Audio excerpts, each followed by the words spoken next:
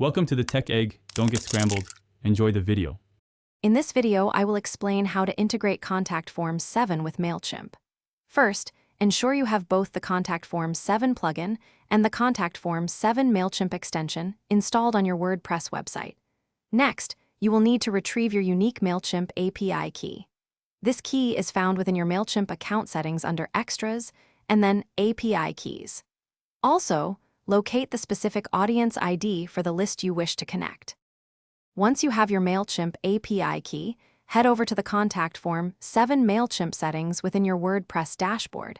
You will find a dedicated field to paste your API key. Carefully enter the key and then save your changes. The plugin will then attempt to establish a secure connection with your Mailchimp account.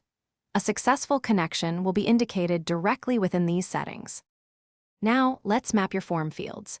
Edit your Contact Form 7 form and add special Mailchimp tags. For instance, use MC4WP email for the email address field. For other fields like first name or last name, you will map them to your Mailchimp audience's merge tags. It is crucial to ensure that any required fields in your Mailchimp audience are also present and correctly mapped in your Contact Form 7 form.